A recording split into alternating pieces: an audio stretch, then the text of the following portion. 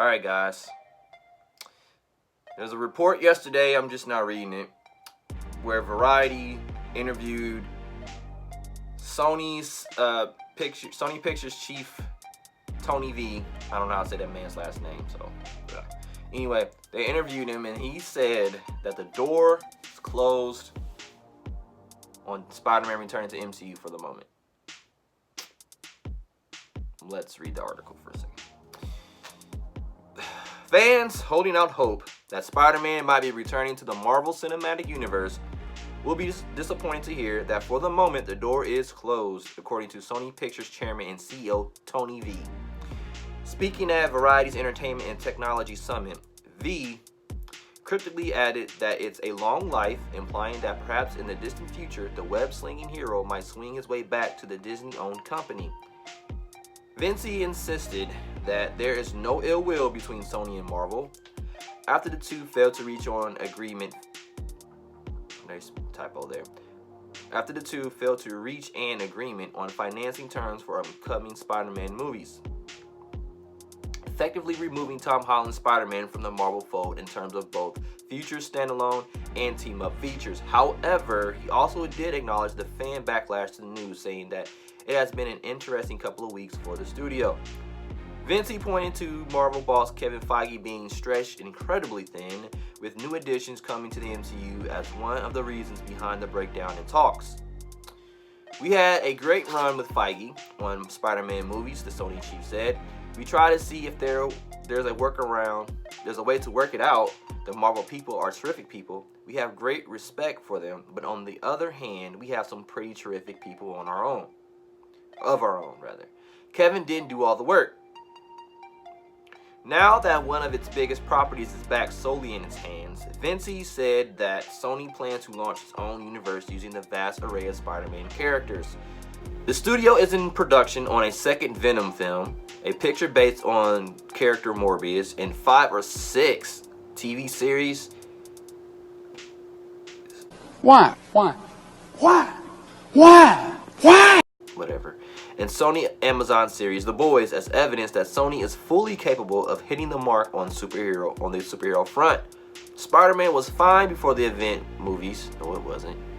Did better with the event movies. Yes, they did. And now that we have our own universe, he will play off the other characters as well.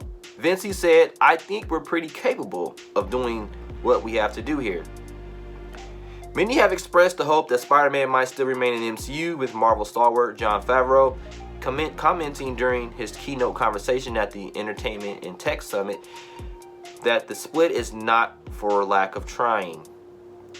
"I've been talking to everybody about it. I'm cautiously optimistic," Favreau said of the Spidey situation. "I think it's a long way away, and I think the collaboration has been really strong up to this point, so I'm hopeful that there's a way for us to all play together going forward." Putting the web slinger aside, Vincey firmly stated that Sony Studios is not for sale, despite regular press coverage of the contrary. The Sony boss also discussed the studio's decision to stay out of the streaming wars thus far in terms of the general market. A decision which he said allows Sony to be more transparent with its creators by not becoming beholden to any platform. Vincey said that when he first came to Sony in 2017, he saw the need to make sweeping changes at the studio to keep it up with the rise of streaming. With the evolution of the business into the streaming world, both on the theatrical and television side, the opportunities are terrific, but the organizations that were in place at the time were not suited or designed to take advantage of those opportunities. He said, "We were able to transition in a relatively short period of time to be representative of what the business looks like, and that's what I enjoy doing. That's what's fun about the job." As for where in the streaming landscape Seinfeld, one of Sony's most beloved properties, will end up, Vincey was suitably tight-lipped. But when pressed on the time frame in which a deal would be reached, he cryptically stated that it would be struck before it snows in New York. Okay. Here's my thing. One of my gripes is that if this deal was as rocky and tumultuous as we are now seeing it, if there was no agreement, handshake deal, or whatever, that Spider-Man will continue on in the MCU.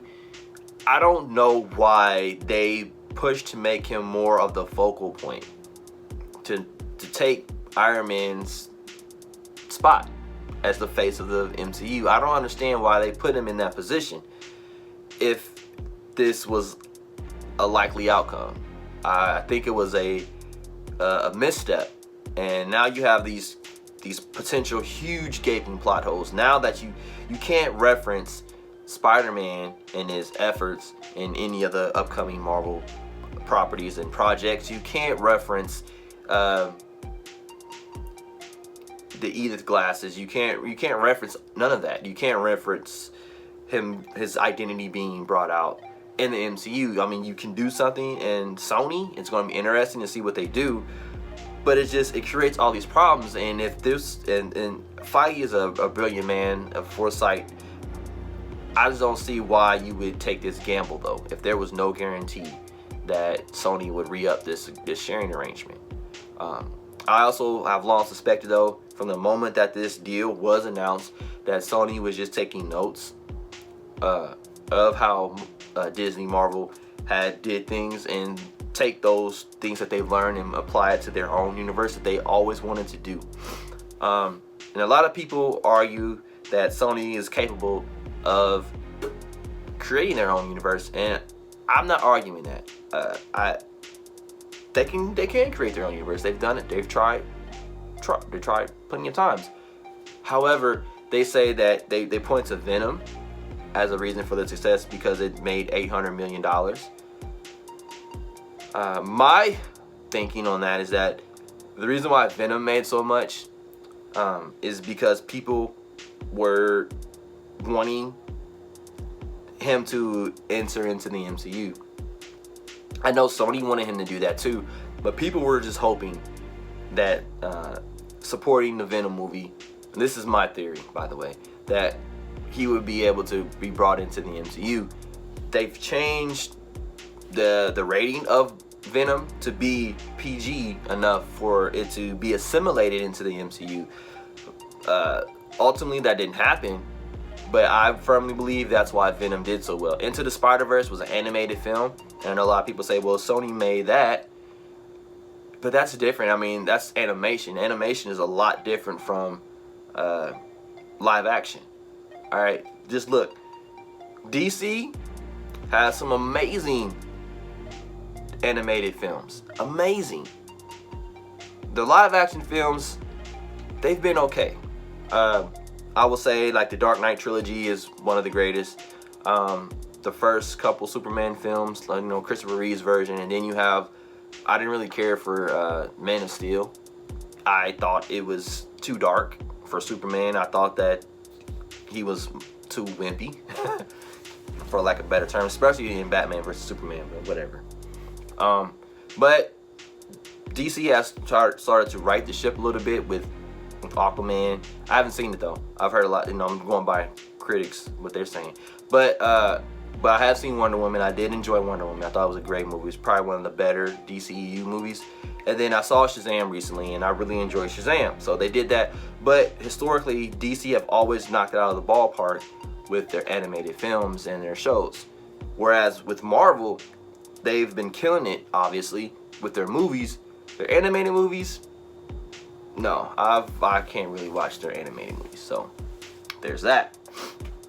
So that's what I'm basing off of. Like, Sony has, when they made, like, I love Raimi's first two Spider-Man films. I want to act like 3 doesn't exist. Amazing Spider-Man was decent. I did enjoy it, but then Amazing Spider-Man 2 was awful. They rushed it. Like, they just rushed it. They try to throw so much in at one time.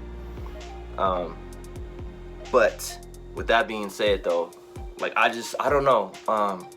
Like, honestly,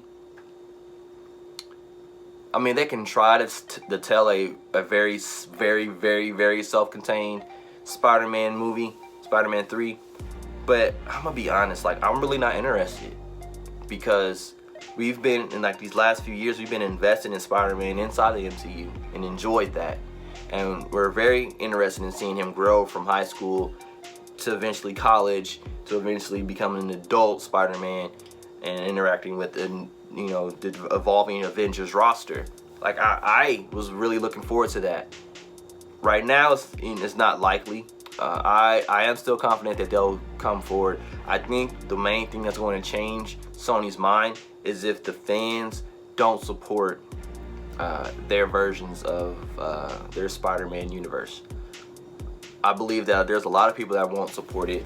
The only thing is with that, I don't want Tom Holland to be hurt because of this. Because he is a great person.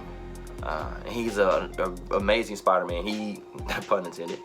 But no, he's done really great in the role. And I want to support him. But it's like, it's a catch-22 because if you support him and you're supporting Sony and their universe, and then, you know, the more successful they are, the less likely they are to integrate them back into the MCU. But then if you don't support that, then, you know, you have you have Tom Holland's career at stake, you know, in that, and he's really made a name for himself with the Spider-Man franchise. So I don't know, it's tough. It's tough. I hope for the best with the young man. So I don't know. And then I want to go back to something real quick. I'm gonna wrap this video up. But 5 or 6 TV shows, Spider-Man TV shows, and they're talking about doing a Spider-Ham. Like, who asked for Spider-Ham? I know I don't want to watch Spider-Ham, but 5 or 6 Spider-related shows, like, come on, man. Like, there's only so much you can do. Like, I can understand Spider-Gwen because she's from alternate universe. That would be interesting. I can understand Miles Morales because he is very popular right now. But then you talking about Spider-Ham, what, Spider Noir, Spider UK, Spider-Man 2099, like, you doing all these things, and it's like I don't know if I'm going to really even be interested. I'm not saying that's what they're going to do. I'm just throwing out other Spider-Man characters, but like, I don't know. Like, I am interested in Spider-Man Into the Spider-Verse 2, but like all these other things they're trying to do, it's like I don't really care. Like, Morbius movie, I don't care. I don't care. I don't. So I don't know how you guys feel about it. But like, I'll wait and see. But right now, the way I'm feeling is like, yeah, I don't want to. I don't want to see another one of Sony's attempts at their universe with Spider-Man. So anyway, guys, I'm gonna wrap this one up now. Post your comments down below.